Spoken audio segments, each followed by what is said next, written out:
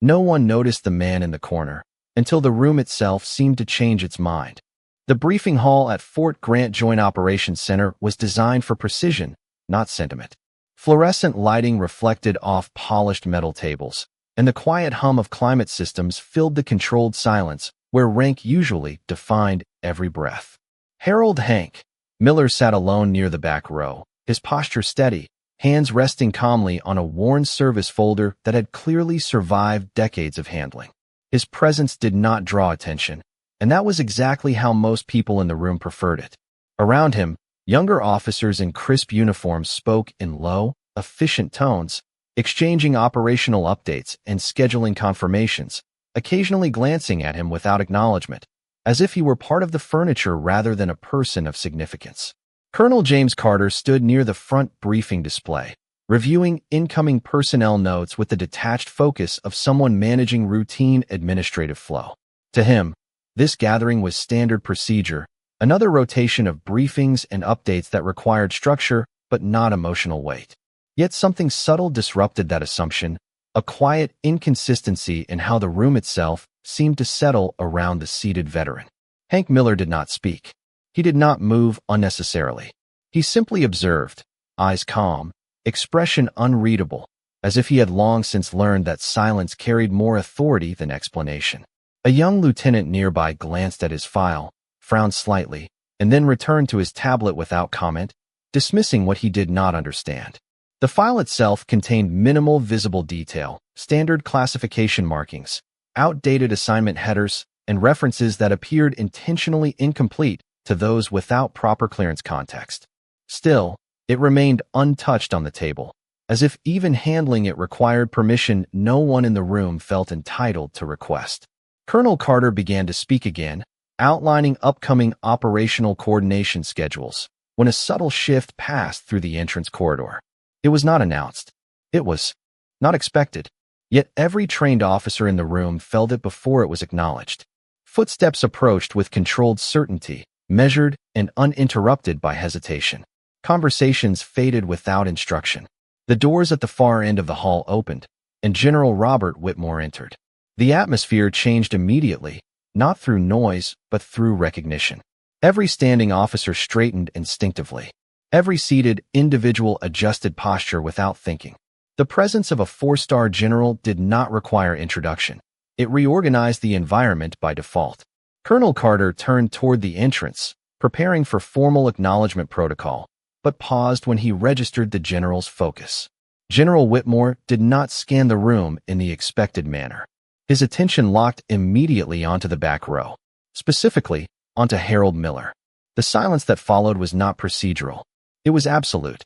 The general's expression shifted in a way no one in the room had anticipated, not surprise, but recognition layered with historical weight. He stepped forward once, then stopped entirely, as if distance itself had become irrelevant. Officers exchanged uncertain glances, unsure whether to move or remain still. Colonel Carter lowered his notes slightly, confusion replacing routine discipline. Then, without announcement or explanation, General Whitmore raised his hand in a formal salute directed not toward the assembled command structure, but toward the solitary veteran seated at the back of the room. The gesture was precise, deliberate, and unmistakably official. The room did not react immediately because no one understood what they were witnessing. Harold Miller did not stand.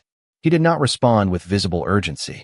He simply looked up, meeting the general's gaze with calm acknowledgement, as though the moment had been expected long before it arrived. The silence deepened rather than broke, as every assumption about hierarchy, presence, and recognition quietly began to shift in real time within the confines of that sealed operational briefing room. The silence that followed the salute did not break immediately. It expanded as if the entire briefing room had lost its ability to resume normal procedural behavior. Harold Hank Miller remained seated in the same position, calm and unmoving, his expression steady as he observed General Robert Whitmore standing at attention in a formal salute directed solely toward him. Around the room, officers who had moments earlier been engaged in structured briefing protocol now stood in frozen uncertainty, their training unable to reconcile what they were witnessing with established command hierarchy expectations.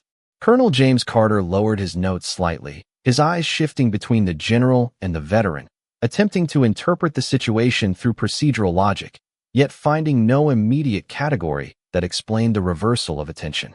General Whitmore maintained his salute for a moment longer than regulation required, not as a ceremonial extension, but as a deliberate acknowledgement that carried personal weight beyond institutional formality.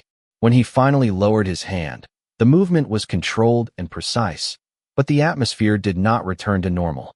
Instead, it settled into a deeper state of recalibration, as if the room itself was reassessing what authority meant in this context. Carter stepped forward cautiously, breaking protocol only enough to address the situation indirectly. His voice remained professional, but there was an underlying hesitation as he requested clarification of the moment for record accuracy. The general did not respond immediately. Instead, his attention remained fixed on Harold Miller, who still had not moved from his seat. The veteran's posture remained unchanged, neither defensive nor performative, simply composed in a way that suggested long familiarity with situations that required no reaction to maintain control. After a brief pause, General Whitmore finally spoke, his tone measured and restrained, stating only that certain recognitions were not subject to standard briefing disclosure. The statement was not an explanation, but an instruction that the matter existed outside the immediate scope of operational discussion. This alone intensified the silence in the room. Officers who had previously dismissed the seated veteran now avoided looking directly at him, not out of disrespect, but out of uncertainty about what level of awareness was appropriate. Colonel Carter returned to his position near the front display, but his focus was no longer on the scheduled briefing agenda. Instead, he reviewed the veteran's file again, this time with altered perception. What had previously appeared as incomplete administrative history now suggested intentional restriction, as if parts of the record were designed to be understood only within specific contextual frameworks. Meanwhile, General Whitmore took a step closer toward the center of the room, no longer addressing the group as a whole, but ensuring that his next words reached only those within immediate presence. He stated that some individuals do not appear in standard operational rotation records, not because they are absent, but because their roles exist outside conventional classification structures. The implication of this statement was not elaborated, yet it shifted the emotional temperature of the room further. Harold Miller finally adjusted his posture slightly, not in response to the general, but as if acknowledging the continuation of a pattern he had seen before. His expression remained calm, but there was a subtle recognition in his eyes that suggested awareness of how situations like this unfolded over time. The general concluded his brief statement by indicating that the briefing would resume under revised understanding of attendance context, without altering the scheduled operational content. The officers slowly began to return to their positions, though movement was hesitant and uneven, as if normal procedure had been temporarily displaced by something they were not authorized to fully interpret. Colonel Carter resumed his stance at the front, but the cadence of his authority had shifted, no longer absolute, but adjusted to accommodate an unseen variable seated quietly at the back of the room. The veteran remained still, unchanged in demeanor, while the entire structure of perceived hierarchy within the room had already begun to subtly reorganize around his presence. The briefing room at Fort Grant Joint Operations Center continued to operate under an altered psychological state, where every procedural action now carried a secondary layer of interpretation that did not exist prior to the arrival of General Robert Whitmore. Harold Hank Miller remained seated at the back of the room, his posture unchanged, his hands resting lightly on the worn service folder that had become the only visible marker of his long history. Although no one in the room openly acknowledged it, the presence of the veteran had shifted from passive observer to central reference point, without any formal change in position or rank acknowledgement. Colonel James Carter resumed the briefing sequence at the front display, but his voice carried a more measured cadence than before, as if each statement required additional internal verification before being spoken aloud. The operational slides continued to advance, showing deployment schedules, readiness status updates, and coordination timelines, yet the attention of the room remained partially divided between the structured content and the silent figure seated at the rear. General Whitmore stood slightly off to the side of the central aisle, no longer occupying the visual dominance he had initially asserted upon entry. His posture remained formal, but his focus periodically returned to the veteran, as though confirming an internal assessment rather than participating in the ongoing briefing content. Officers within the room adjusted their positions subtly, no longer speaking in informal clusters, instead maintaining stricter silence that reflected an unspoken awareness of shifted priority dynamics. A junior officer attempted to reference standard protocol regarding attendance verification, but his voice trailed off before completing the statement, as if the relevance of procedural correction had been diminished by the events that had already occurred. Colonel Carter paused briefly, then continued the briefing, though his attention intermittently drifted toward the back row where Harold Miller remained seated without change in expression or engagement. The veteran's stillness created a contrasting anchor point within the room, making all surrounding movement appear more deliberate and self-conscious. General Whitmore finally moved again, taking a slow step forward toward the central aisle, then stopping as if reconsidering whether further physical repositioning was necessary. His gaze remained steady, and when he spoke again, his words were directed more toward institutional understanding than toward any individual present. He stated that certain operational presences are not defined by current assignment status, but by cumulative historical function within the broader framework of national defense continuity. The statement was delivered without emphasis, yet its implication was immediate and unmistakable to those trained to interpret hierarchical nuance. Colonel Carter acknowledged the statement with a minimal nod, though it was clear that he was processing its implications in real time rather than simply accepting it as procedural context. The briefing continued, but the structure of attention within the room had permanently shifted.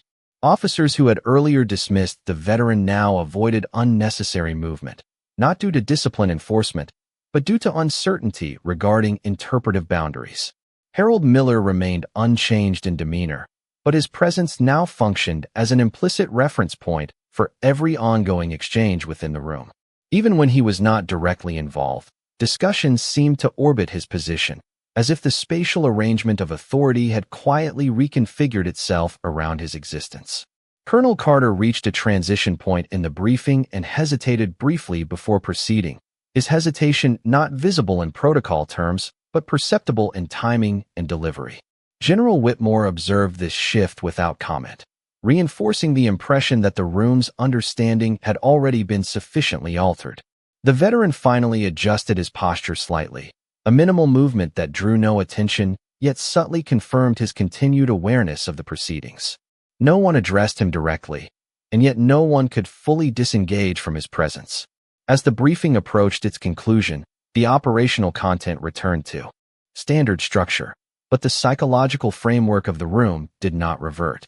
Instead, it stabilized at a new equilibrium where hierarchy was no longer interpreted solely through visible rank or immediate command position.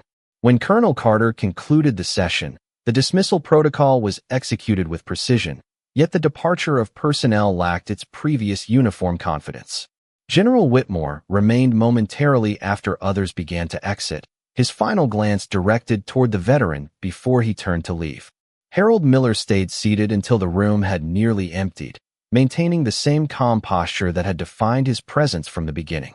The transformation within the room was not marked by any official declaration, but by the quiet recognition that authority within this environment had been redefined by recognition rather than assignment, and that the presence of a single individual had permanently altered the way hierarchy was understood within the operational space.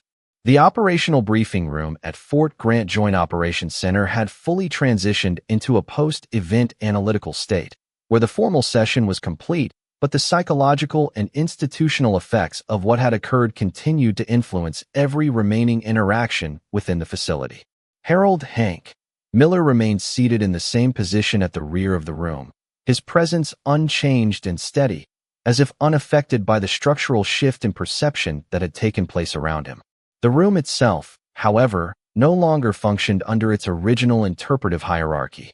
Officers who had once moved with routine confidence now carried a visible hesitation in their actions, as though every decision of posture, speech, or acknowledgement required secondary internal verification.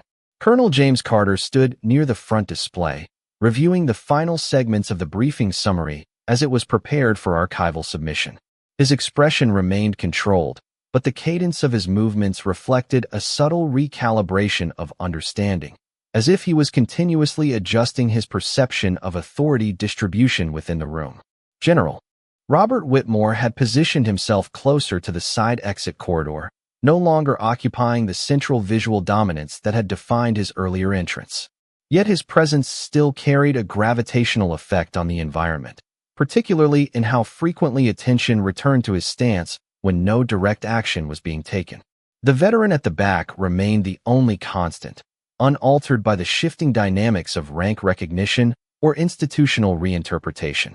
A junior staff officer attempted to finalize attendance verification procedures, but his effort was interrupted by a measured gesture from Colonel Carter, signaling that procedural completion would proceed without additional clarification.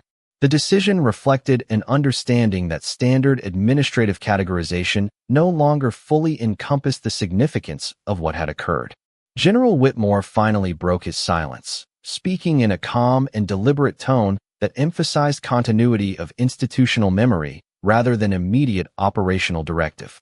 He stated that certain individuals within military history exist simultaneously inside and outside formal recognition structures, their contributions recorded not through standard visibility channels, but through layered classification systems that require contextual access beyond routine clearance levels.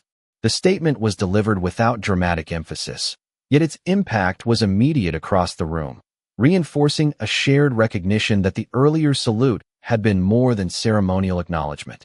Colonel Carter acknowledged the statement with a restrained nod, then proceeded to finalize the session closure sequence.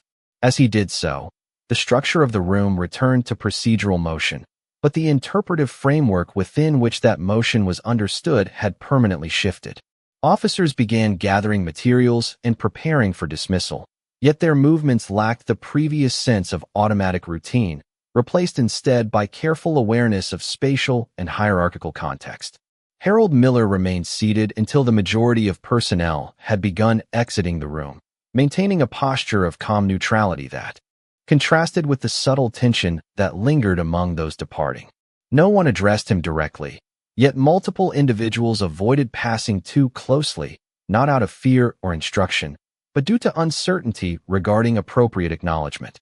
General Whitmore paused briefly near the exit, his final glance returning to the veteran before he stepped out of the room, leaving behind an atmosphere that no longer aligned with its original procedural intent.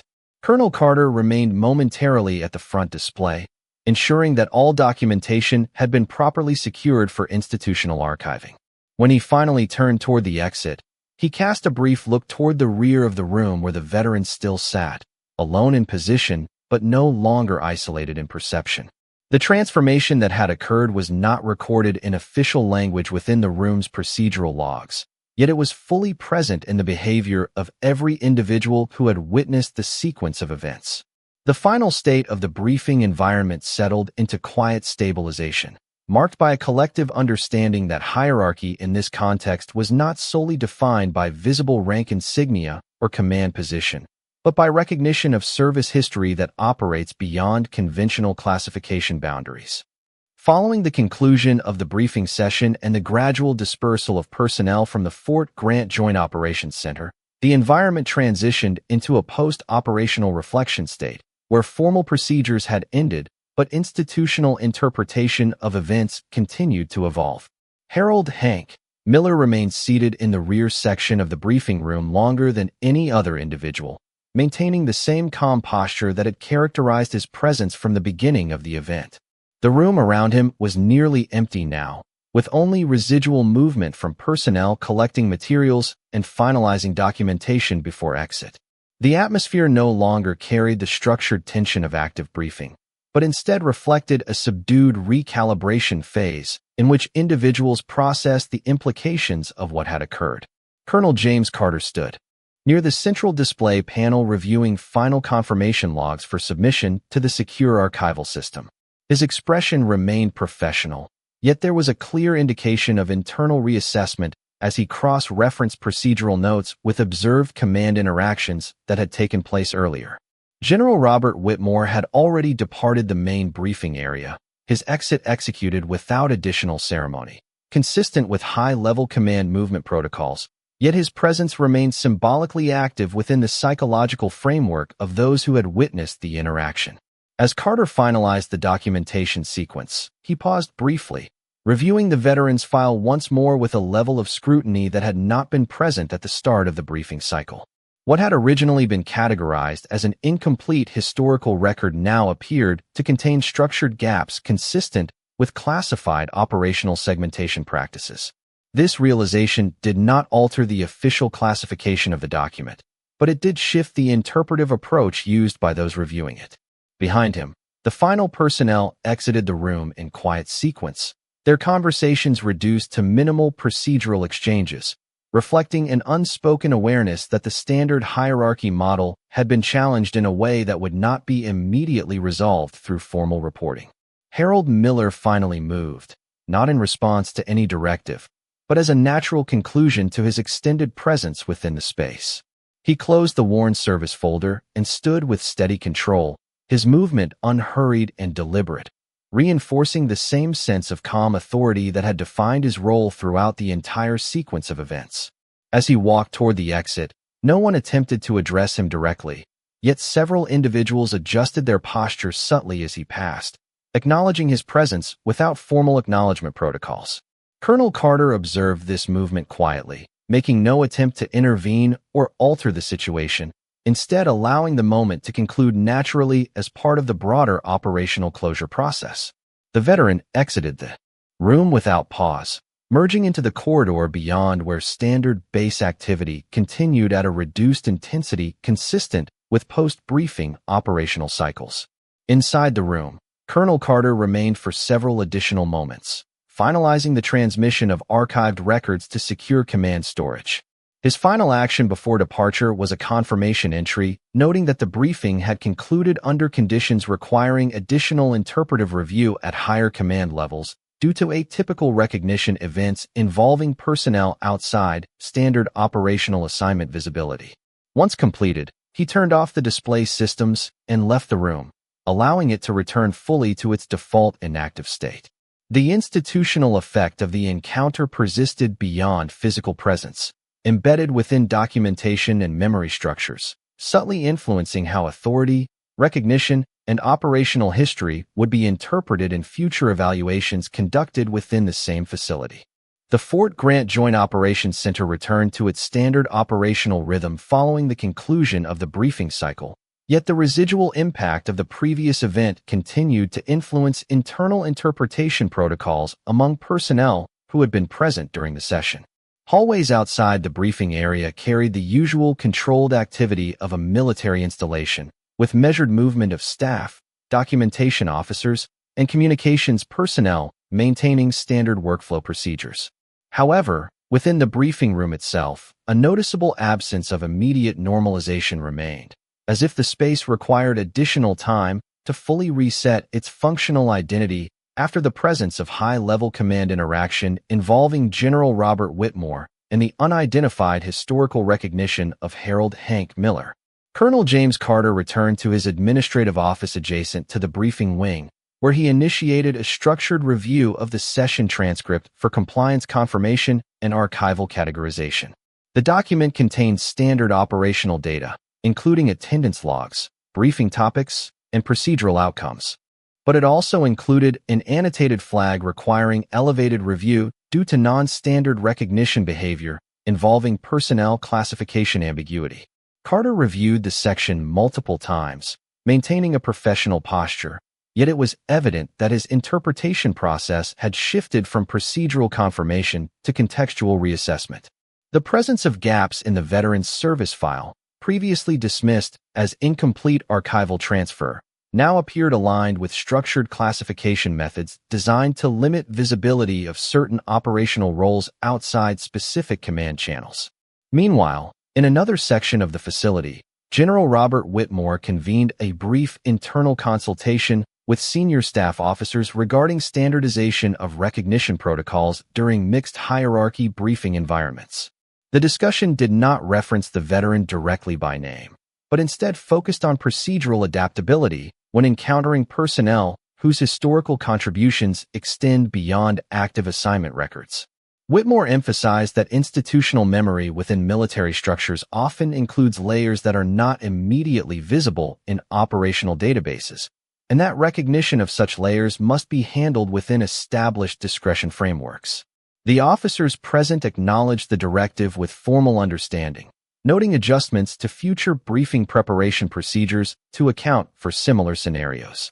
Across the installation, routine activity continued uninterrupted, yet subtle behavioral changes among those who had attended the briefing were observable in their communication patterns and attention distribution.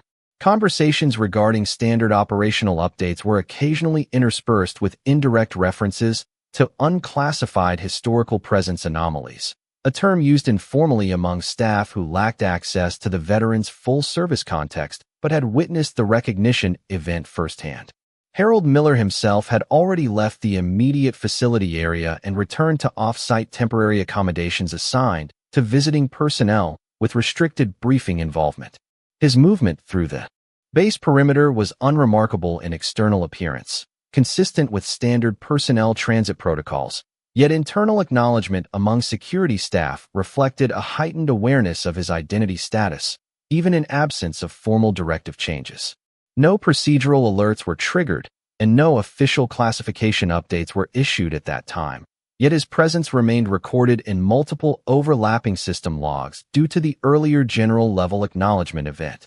Later that evening, Colonel Carter finalized the archival submission package, ensuring that all briefing documentation, including supplementary annotation regarding recognition irregularities, was securely transmitted to higher command review channels.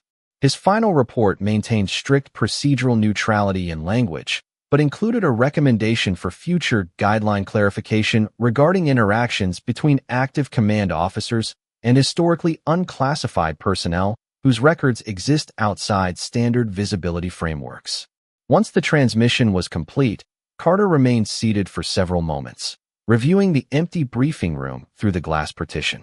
The space had returned to its original state, chairs aligned, displays powered down, and lighting set to standby configuration, yet the sense of procedural finality was no longer identical to prior sessions. The event had introduced a subtle but permanent adjustment in how recognition and hierarchy were internally understood within this operational environment.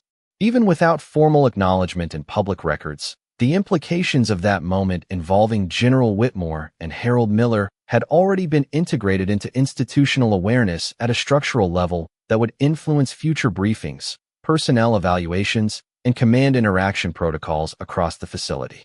In the days following the Fort Grant Joint Operations Center briefing event, operational routines across the facility returned to standard tempo, yet the underlying perception of authority among personnel who had attended the session continued to show measurable deviation from prior behavioral baselines.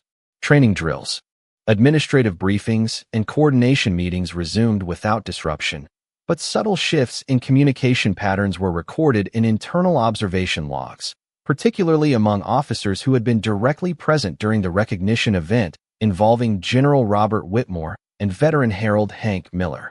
Colonel James Carter received an updated directive from Command Review Authority requesting additional clarification regarding the classification anomalies referenced in his earlier archival submission.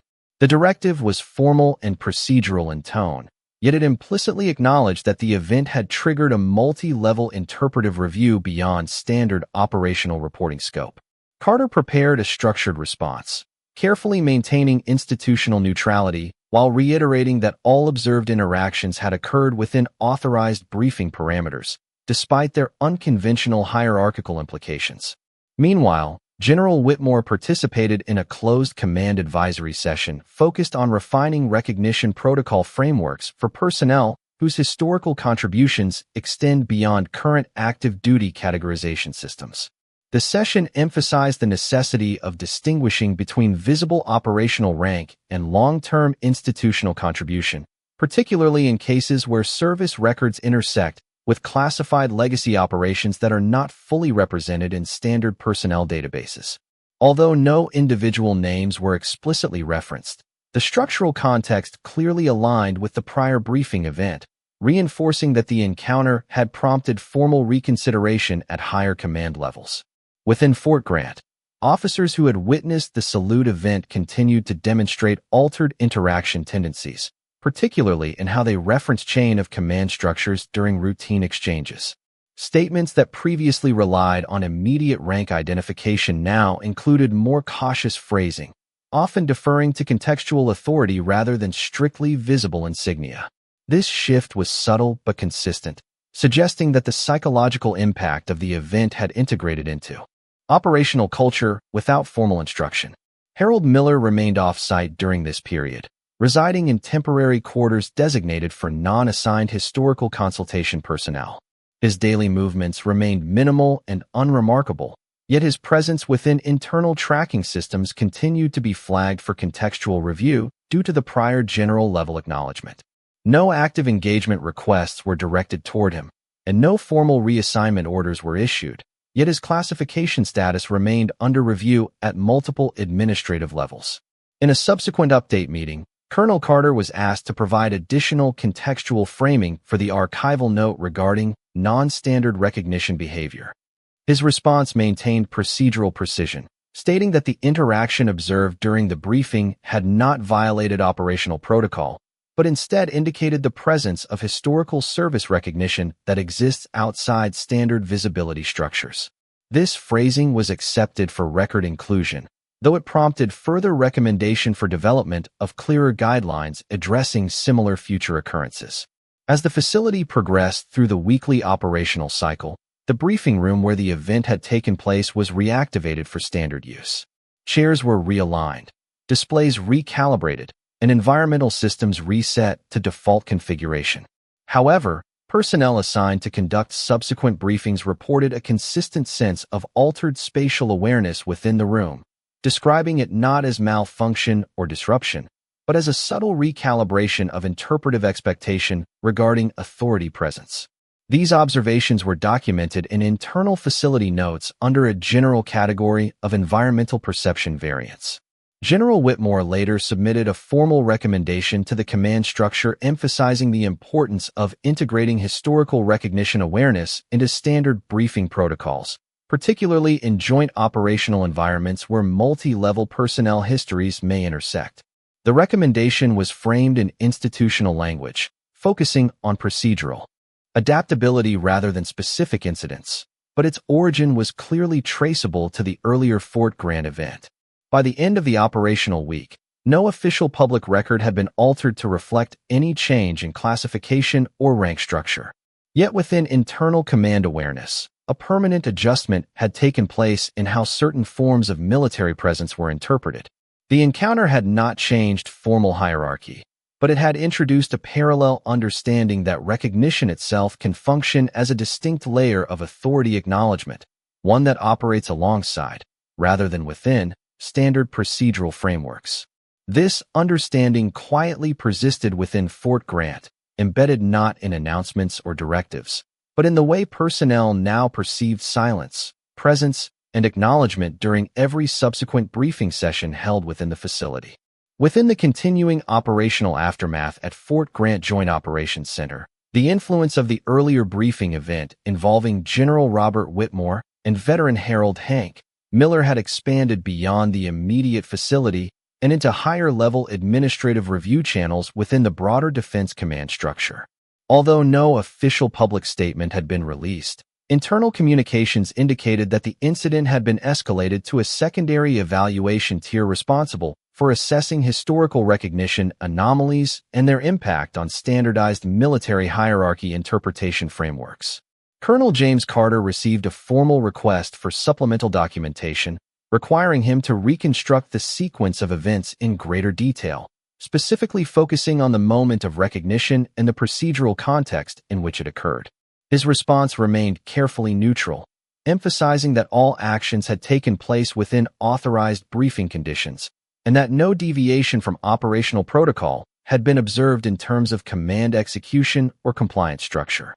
However, he also included a measured observation that the interaction had introduced interpretive conditions not typically encountered within routine briefing environments, particularly regarding how authority is visually and behaviorally acknowledged in mixed hierarchy settings.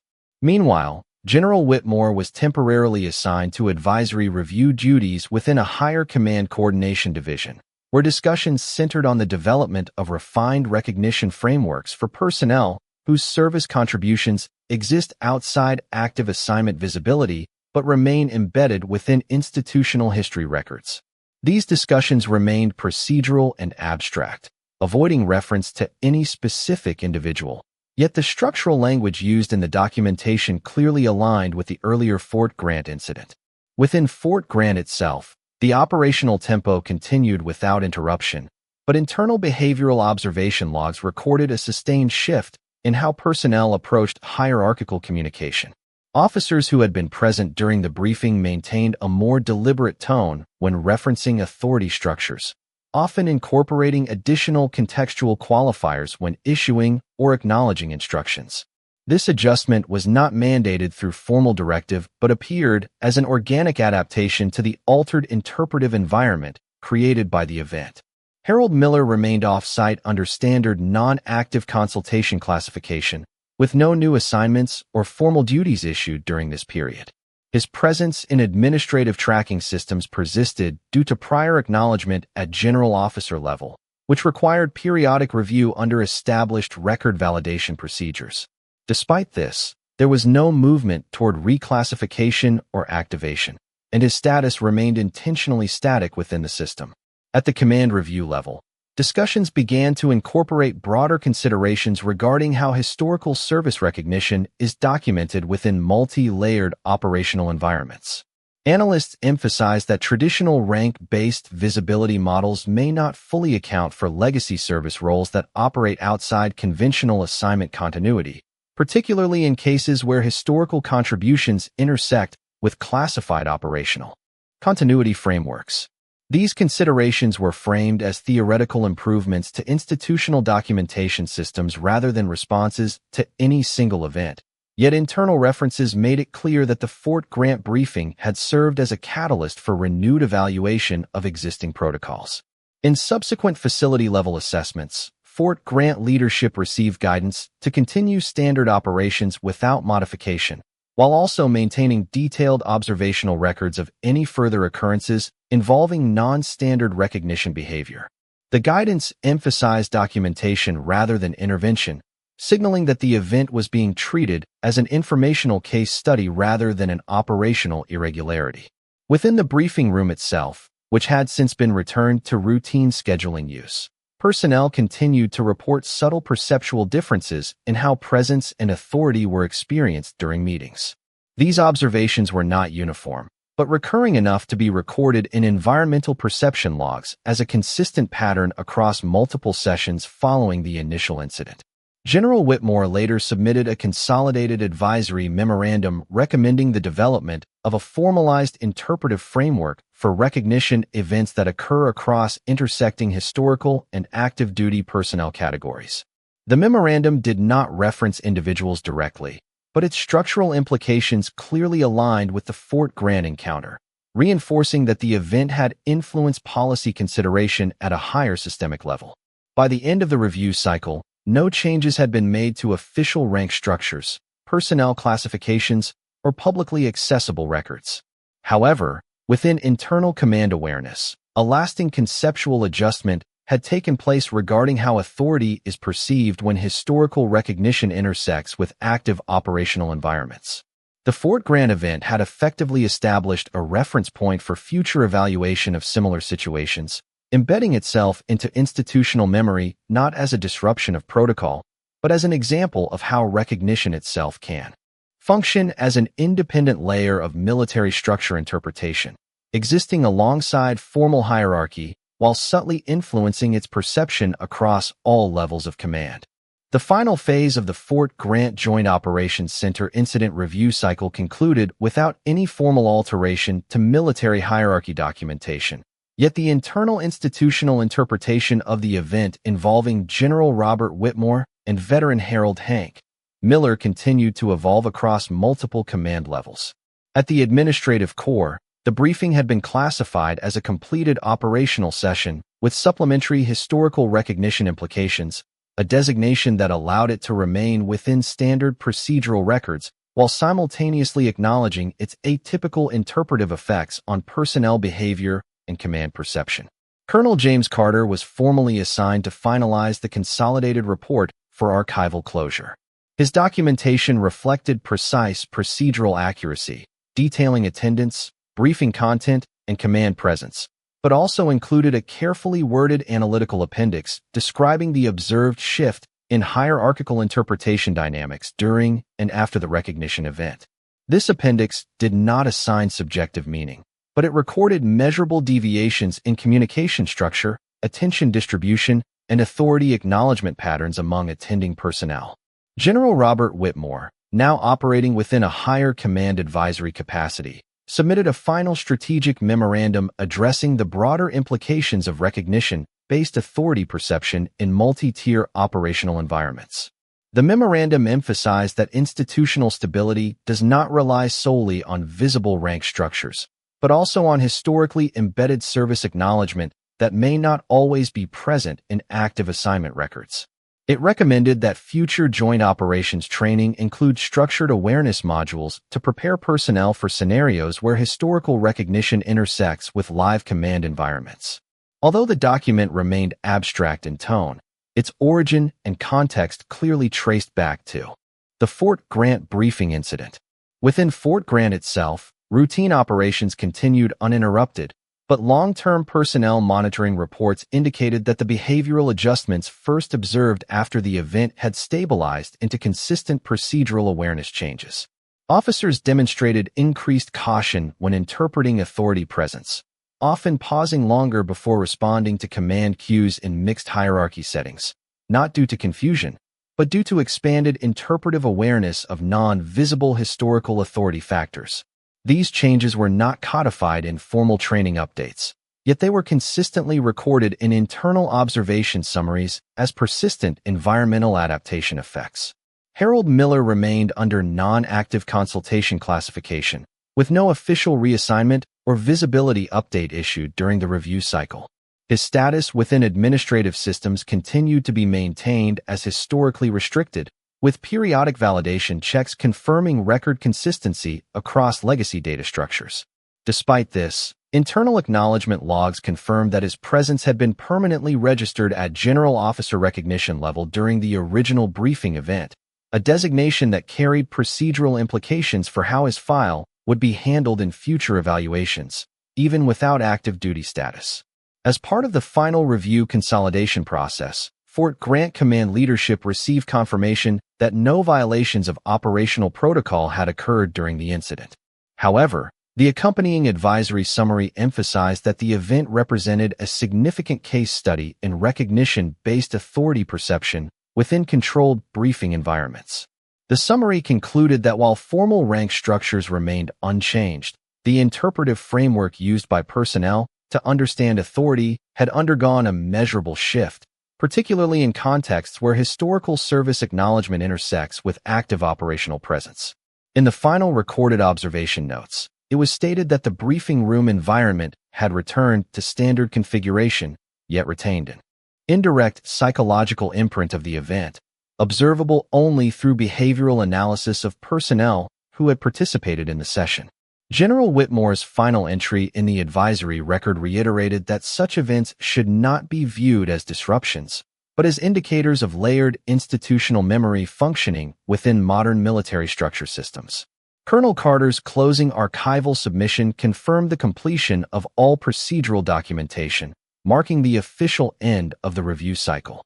However, within the broader Defense Coordination Network, the Fort Grant incident continued to be referenced as an example of how recognition itself can operate as a parallel dimension of authority perception, existing alongside formal rank hierarchy while influencing interpretation, behavior, and institutional awareness without altering official structure. The veteran at the center of the event remained unchanged in status, yet the system surrounding him had permanently adjusted in understanding, leaving behind a quiet but enduring acknowledgement that some forms of military presence are defined not by active command position, but by the lasting recognition of service that transcends standard operational visibility.